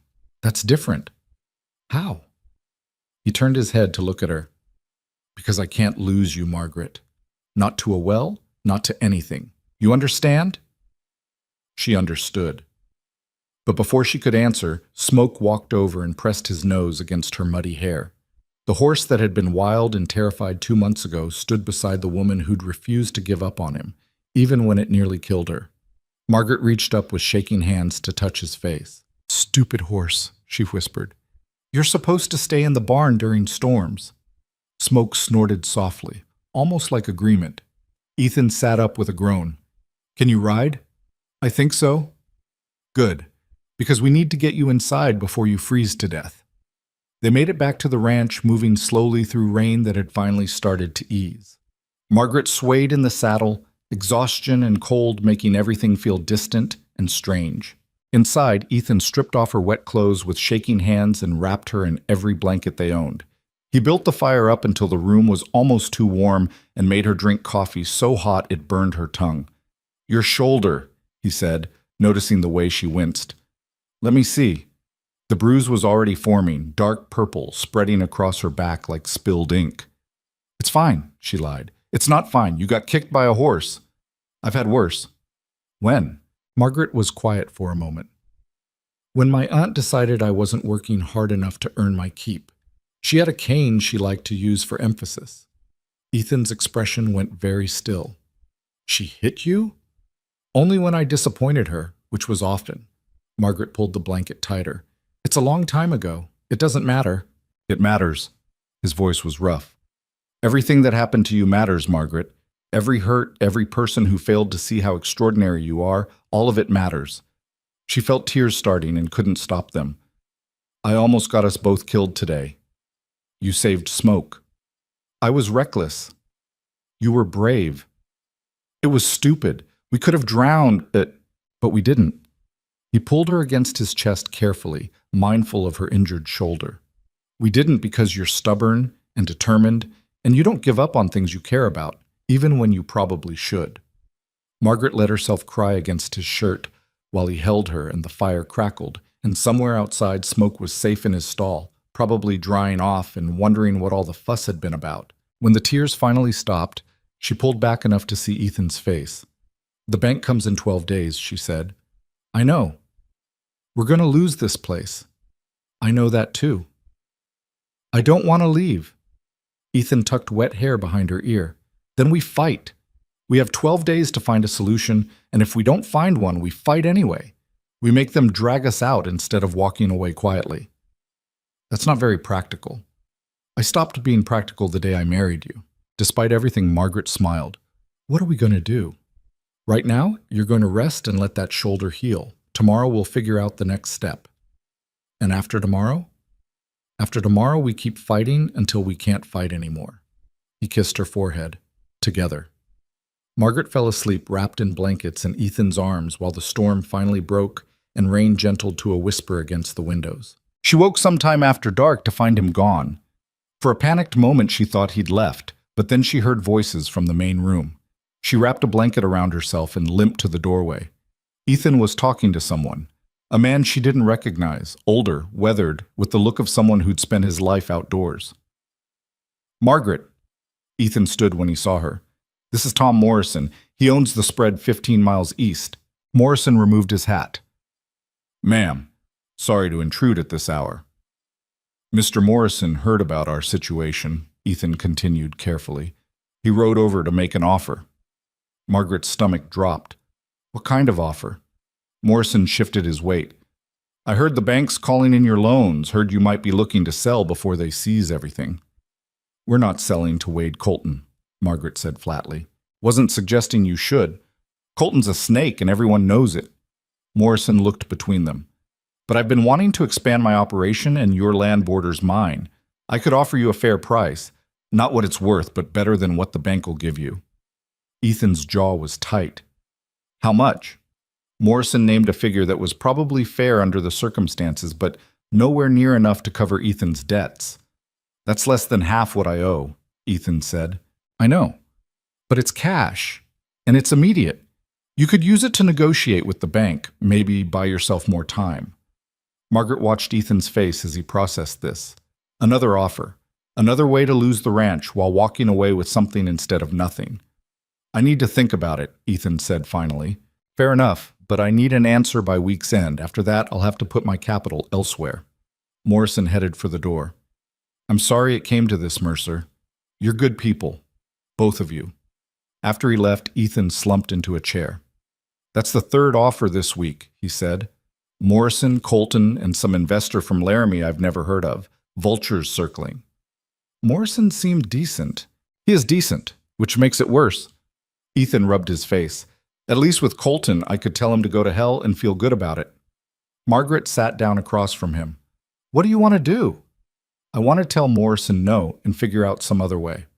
But I don't know if there is another way, Margaret. The money's not enough to save the ranch, but it's enough to start over somewhere. Give us a chance at a future instead of just drowning in debt." "So we'd leave Wyoming?" "Maybe. And go where?" "I don't know. California? Oregon? Somewhere we could build something new." Margaret thought about leaving, about packing up the small life they'd started here and walking away from Red Hollow and the ranch and everything they'd fought for. Part of her wanted it. A fresh start somewhere nobody knew them, somewhere she wasn't the old maid school teacher and Ethan wasn't the failed rancher. But another part of her hated the idea of Wade Colton or some stranger from Laramie taking this land and turning it into just another property. "We still have 12 days, she said. "To do what?" "I don't know yet, but I'm not ready to give up." Ethan looked at her with something between hope and exhaustion. "You're the most stubborn woman I've ever met." "Is that a complaint?" "It's an observation." He reached across the table for her hand. "And a compliment." They sat in silence while the fire burned low, and the impossible math of their situation refused to add up to anything but loss. The next morning, Margaret went to teach despite her bruised shoulder and Ethan's protests. She arrived to find the classroom full of curious stares. News of the storm rescue had already spread through town, probably embellished with each retelling. Is it true you fell in a well, Miss Whitmore? Sarah Chen asked before Margaret could even remove her coat. Mrs. Mercer, Margaret corrected gently. And yes, it's true. And Mr. Mercer climbed in to save you? We saved each other, and the horse. The children absorbed this with the serious attention they gave to all stories involving danger and drama. My pa says you're crazy, Billy Tucker announced. Says no woman should risk her life for a horse. Margaret set her books down carefully.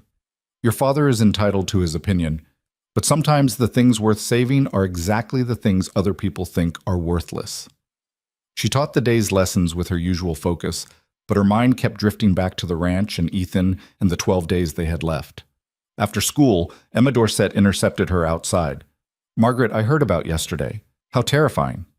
It was manageable. Still, you must have been so frightened, trapped in that well with... Emma caught herself. Well, I'm glad you're safe. Margaret knew a setup when she heard one. What do you really want, Mrs. Dorset? Emma's smile thinned. I heard Morrison made you an offer, and that you're considering it. How did you hear that? People talk, dear. They're saying you and Ethan might leave Wyoming, start fresh somewhere else.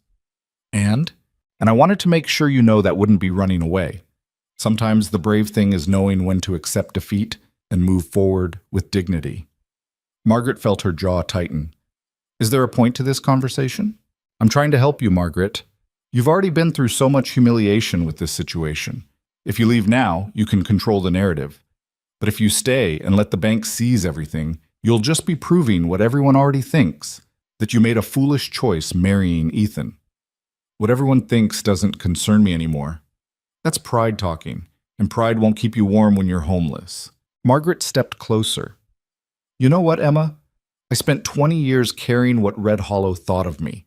20 years trying to be respectable and appropriate and everything a proper spinster schoolteacher should be. And where did it get me? A rented room and your pity. Emma's face flushed. I never pitied you. You absolutely did. Everyone did. But Ethan doesn't pity me. He sees me as an equal, as a partner. And yes, we might lose the ranch. Yes, we might end up with nothing, but at least we'll have each other and our dignity intact, which is more than I can say for people who measure worth by property and bank balances. She walked away before Emma could respond, her heart pounding but her head high. She'd spent too many years being careful, being quiet, being what other people expected. She was done with that version of herself. When Margaret got home, she found Ethan in the barn with papers spread across a barrel, working through numbers that still didn't add up. I've been thinking, she said. He looked up. About Morrison's offer? About all of it. The ranch, the bank, everything. She moved closer. What if we don't sell? Margaret, we've been through this. Hear me out. Morrison's offer doesn't save us. It just delays the inevitable and forces us to leave. But what if instead of running, we stay and fight? Fight how? We don't have the money to pay the bank. No, but we have 12 days to make noise about it. To tell everyone in Red Hollow and beyond exactly what's happening. How the bank is seizing a productive ranch because of one bad investment. How Charles Whitfield destroyed a man's livelihood over wounded pride. Ethan stared at her. You want to make this public? I want to make it embarrassing. For Whitfield. For the bank. For everyone who's treating this like just another business transaction. Margaret's voice gained strength. We might still lose. Probably will lose. But at least we'll go down fighting instead of slinking away quietly. You realize this could backfire, could make things worse. How much worse can they get? Ethan considered this. Then slowly, something like a smile started to form. You know what? You're right. If we're going to lose everything anyway, we might as well make them work for it. So we fight? We fight. Margaret felt something fierce and reckless bloom in her chest. They were probably going to fail. Probably going to lose everything and end up exactly where Emma Dorset predicted, homeless and humiliated. But they'd do it together. And somehow that made all the difference. They started the next morning by riding into Red Hollow together. Not to beg, not to plead, just to tell the truth loudly enough that people couldn't pretend they didn't hear it. Margaret stood in the center of town outside Patterson's general store while curious onlookers gathered. Ethan stood beside her, silent support while she found her voice. Most of you know me, Margaret began. Her hands were shaking, but her voice held steady. I've taught your children for 20 years. Some of you have known me since I arrived in Red Hollow with nothing but a trunk and hope that things might be different here. People shifted uncomfortably. Emma Dorset stood near the back, her expression caught between curiosity and disapproval. 2 weeks ago, the bank decided to call in my husband's loans. Not because the ranch is failing, not because Ethan is irresponsible, but because Charles Whitfield withdrew his investment after Ethan refused to let him treat me like property. A murmur ran through the crowd. Now the bank wants to seize everything. The land, the livestock, the house. They're giving us less than 2 weeks to come up with money we don't have. And when we're gone, men like Wade Colton will buy the ranch for a fraction of its worth and pretend they earned it through hard work instead of predatory opportunism. Wade Colton pushed forward from the crowd. You got no right standing here making accusations. I have every right, Margaret cut him off. I'm telling the truth. You made an offer on our ranch 3 days ago. Less than it's worth, timed perfectly to take advantage of our desperation. Don't pretend that's honest business. Colton's face went red, but he didn't deny it. Margaret turned back to the crowd. I'm not asking for charity. I'm not even asking for help. I just want you all to witness what's happening. When the bank comes, when they take everything, I want you to remember that this could be any of you.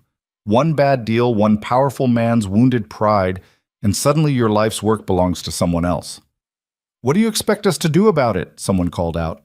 Nothing, Margaret said. Absolutely nothing. Just remember that you stood here and watched it happen. She walked away before anyone could respond, Ethan beside her. Behind them, the crowd remained silent. Whether from shame or indifference, Margaret couldn't tell and didn't care anymore. They'd said their piece. Now they'd see if it mattered. The answer came faster than expected. That evening, Tom Morrison returned with 2 other ranchers Margaret didn't know. Heard what you said in town today, Morrison started without preamble. About the bank and Whitfield and all of it. I meant every word. Figured you did. Morrison glanced at his companions. These are the Garrett brothers. They run cattle north of my spread. We've been talking, and we want to make you a different offer. Ethan crossed his arms. I told you I needed time to think. Not that offer. A new one. Morrison pulled out papers from his coat. We're proposing a partnership. The 3 of us buy into your ranch as investors, not owners. Investors. You keep control of the operation. We provide capital to pay off the bank and keep things running. Margaret felt her breath catch. Why would you do that? Because what Whitfield did was wrong, one of the Garrett brothers said. And because letting the bank seize good land sets a bad precedent for all of us. Today it's you. Tomorrow it could be any rancher who crosses the wrong rich man. There's conditions, Morrison added quickly. You'd owe us repayment over 5 years. We'd want quarterly reports on the ranch's finances. And we'd need assurance that you're running a sound operation. But the land stays ours? Ethan's voice was careful, like he didn't quite believe what he was hearing. The land stays yours. We're not looking to take over. We're looking to make sure Whitfield doesn't win. Ethan looked at Margaret. She looked back at him. Can we see the papers? Margaret asked. They spent 2 hours going through the details while Morrison and the Garretts waited patiently. The terms were fair, more than fair. Interest rates that were almost generous. Repayment schedules that accounted for bad seasons and market fluctuations. Why are you really doing this? Ethan asked finally. Morrison was quiet for a moment. My daughter's a school teacher, over in Laramie. She's 32 and unmarried, and every letter she sends, I can hear how lonely she is, how much the town makes her feel like she's failed at something just by existing. He met Margaret's eyes. What you said today about being invisible for 20 years, my daughter lives that every day. So maybe I'm doing this partly because I wish someone had given her a chance to be seen as something other than a spinster schoolteacher. Ipepos. Margaret felt her throat tighten. And partly, Morrison continued, because watching powerful men destroy good people just because they can makes me sick. So take the offer or don't. But know it's legitimate and it's yours if you want it. Ethan reached for Margaret's hand under the table. Can we have tonight to discuss it? Take all the time you need, within reason. After they left, Margaret and Ethan sat in stunned silence. Is this real? Margaret whispered. I think so. We could actually keep the ranch. We could. Ethan was staring at the papers like they might disappear if he looked away. We'd be in debt to them instead of the bank. but at least we'd have a fighting chance. So we take it? He turned to face her fully. Do you want to take it? Because this ties us here, Margaret. To this ranch, to Wyoming, to all of it. No fresh start in California. No running away from Red Hollow's opinions. Margaret thought about what she'd said in town that morning. About being invisible for 20 years. About watching life happen to other people while she stood on the sidelines. I don't want to run away, she said. I want to stay and build something here. With you. Even if it's hard. Even if people keep talking. Ethan pulled her into his arms. Then we stay. We stay, she agreed. They signed the papers the next morning. The bank was furious. Charles Whitfield, when he heard, sent a blistering letter threatening legal action that his lawyers quietly told him wouldn't hold up. Wade Colton made a scene at the saloon about being cheated out of his rightful claim, but no one was listening anymore. Red Hollow didn't know quite what to make of it all. The old maid school teacher and the struggling rancher had somehow pulled off what looked impossible, saving their ranch through sheer stubbornness and the help of neighbors who'd decided that watching predators win wasn't acceptable anymore. But the real change happened slowly, in smaller moments. Margaret returned to teaching with her head higher. When Emma Dorset tried to offer condescending congratulations, Margaret simply thanked her and walked away. No anger, no need to prove anything. Sarah Chen asked if she could visit the ranch sometime to see the horses. Margaret said yes.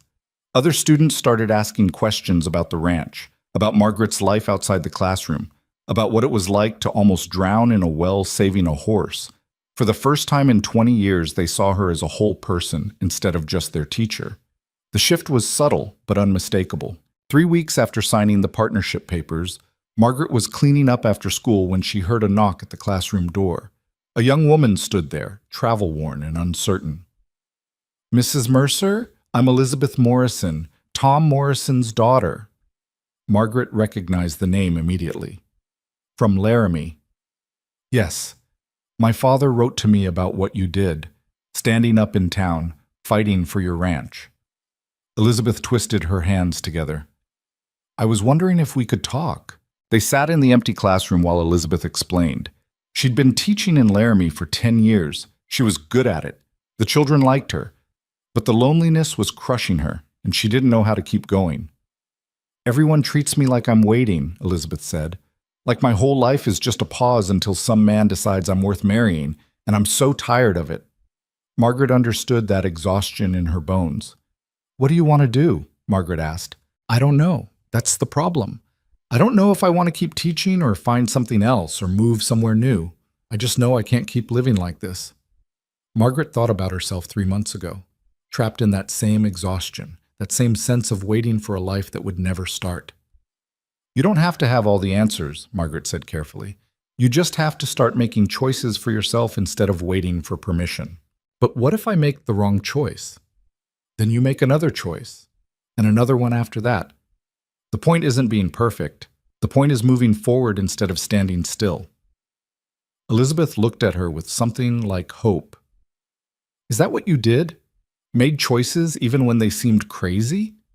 I proposed marriage to a man I barely knew to escape a life that was suffocating me. So yes, I made what everyone told me was a crazy choice, and it was the best decision I ever made. They talked for another hour. Margaret didn't have easy answers or guarantees, but she listened the way no one had ever listened to her during those 20 lonely years. When Elizabeth finally left, she looked lighter somehow.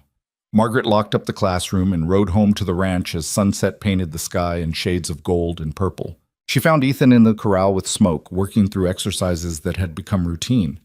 The black stallion moved calmly beneath him, no longer terrified, no longer fighting every moment of connection. How was town? Ethan called out. Interesting. Morrison's daughter came to visit. The one he mentioned? Yes, she's struggling with some of the same things I struggled with. Margaret climbed up on the fence rail.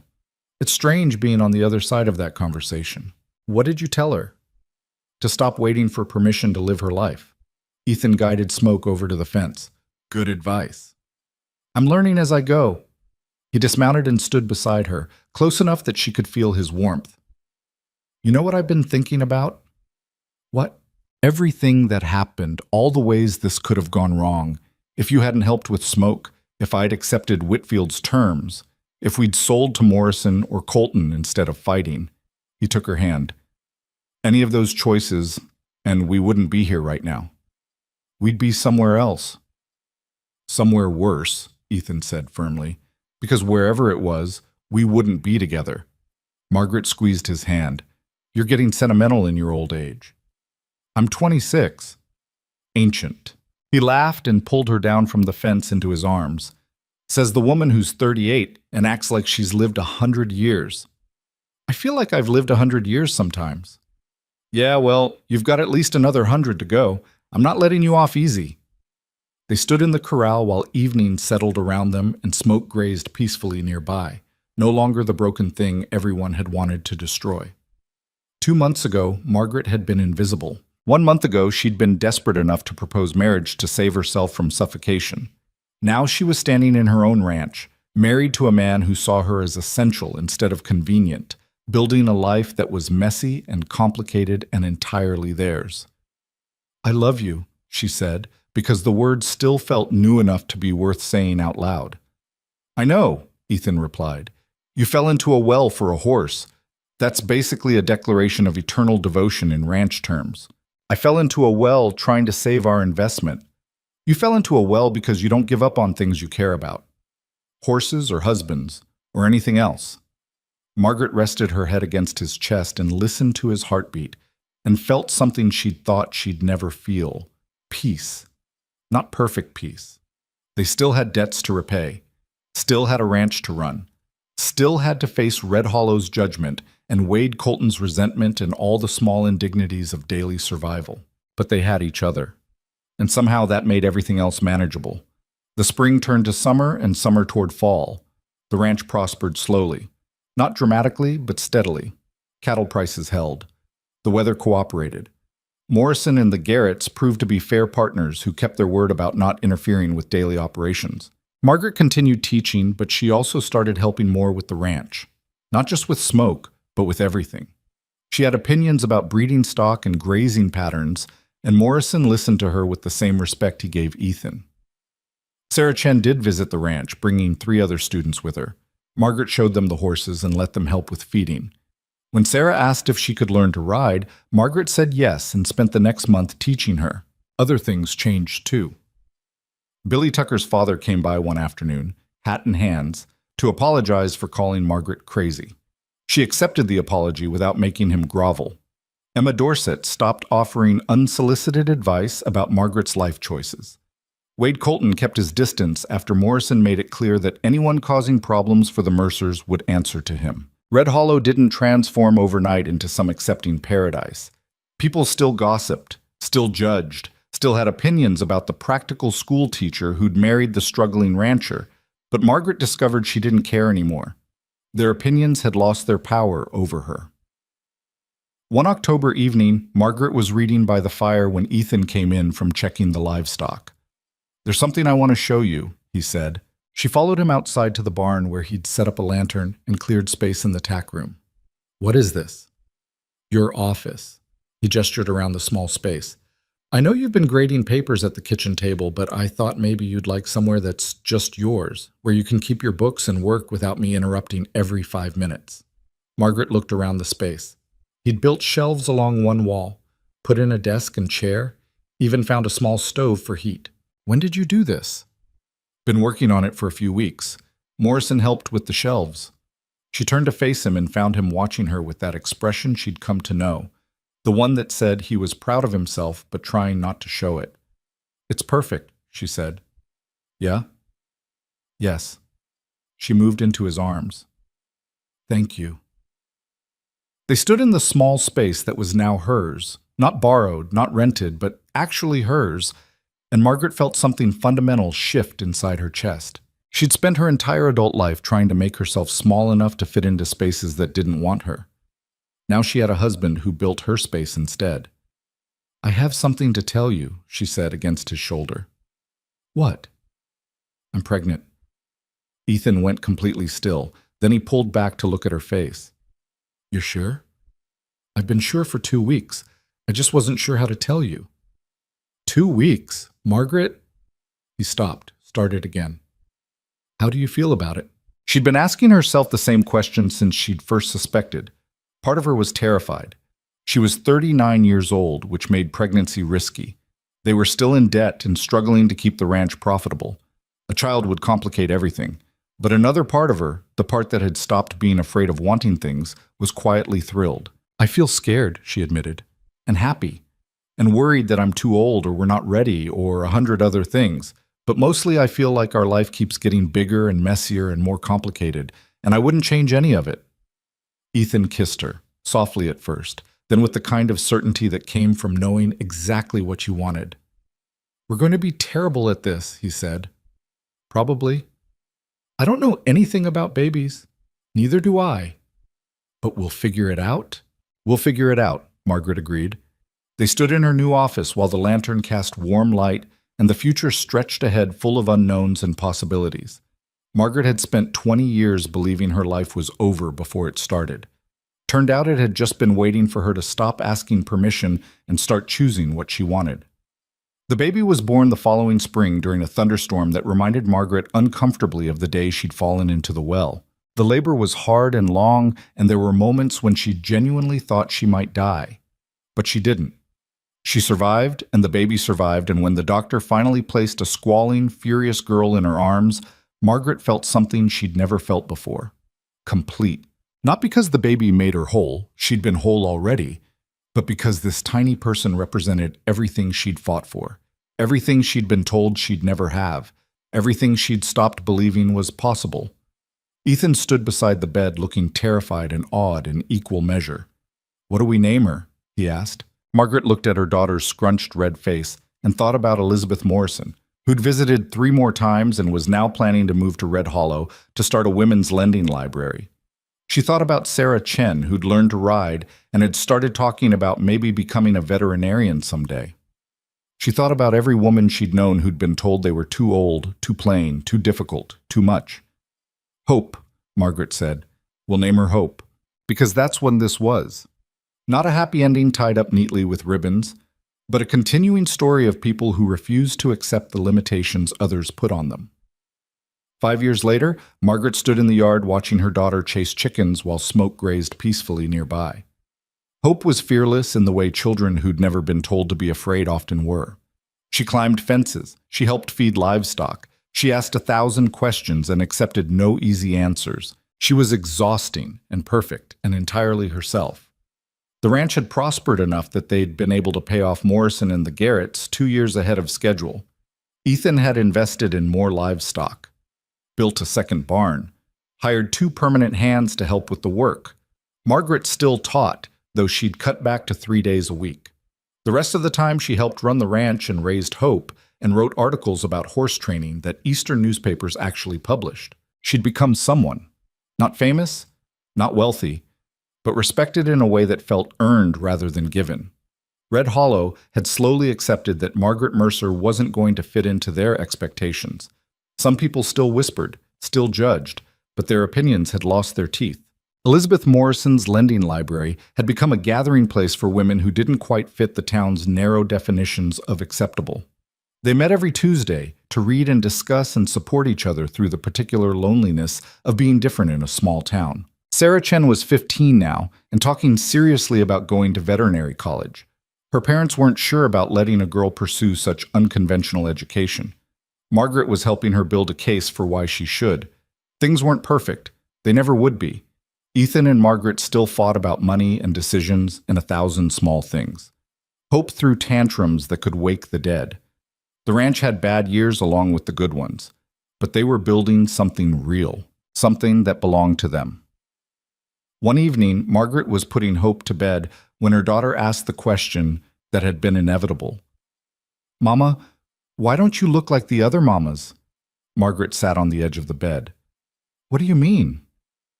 "You're older. The other kids' mamas are younger." Margaret had known this conversation would come eventually. "That's true. I'm older than most mothers with children your age." "Why?" "Because I didn't meet your father until I was 38. And we didn't have you until I was almost 40. Hope processed this with the serious concentration she applied to everything. "Were you sad before?" When you didn't have Papa and me? Margaret thought about those 20 years. The loneliness, the feeling of being invisible, the slow suffocation of a life that never changed. Yes, she said honestly. I was sad. I felt like I was waiting for my life to start, and it never did. But then it did start. Yes. When I stopped waiting for permission and started making choices for myself, everything changed. What kind of choices? I chose to help a horse everyone said was dangerous. I chose to marry your father even though people said I shouldn't. I chose to keep fighting for this ranch when it would have been easier to give up. Margaret smoothed Hope's hair back. The point is that I stopped letting other people decide what my life should look like. Hope was quiet for a moment, then, I'm glad you made those choices.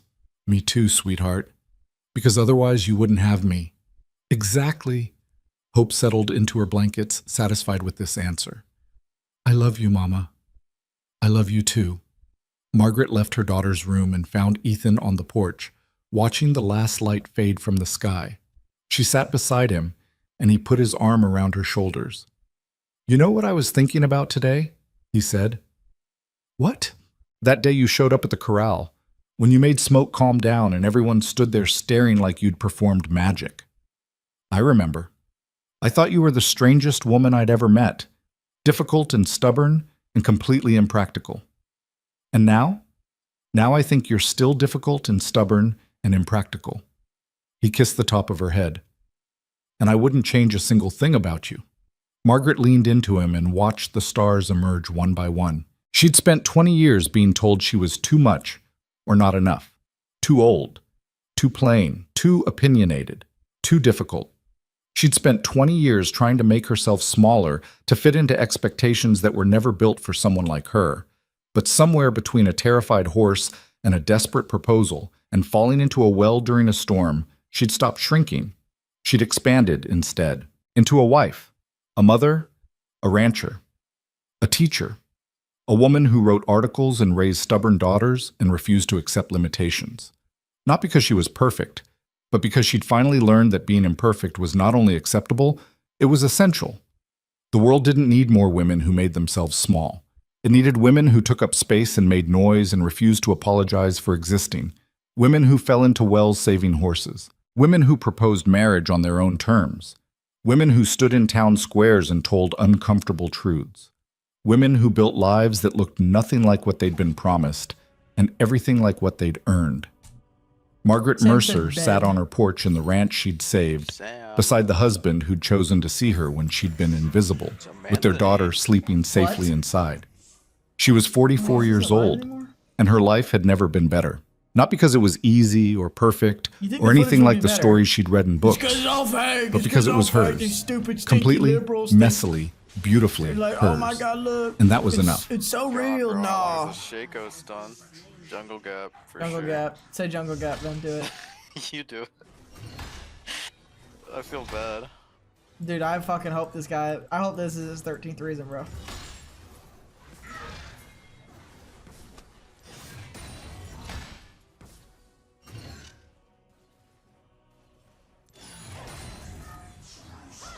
You gotta be careful, man. I'm scared for you.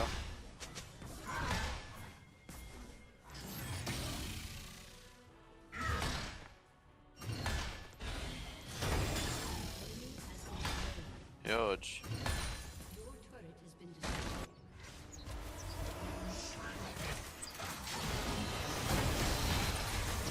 Why'd you pull her away, James? Nope.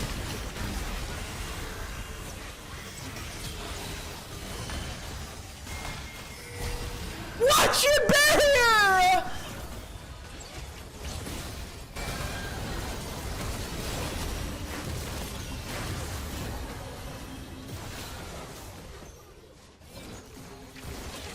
Okay, good, you got her. It's actually winnable. They're throwing so hard. I'm so fed now. Dakota 11. Where's the other 10?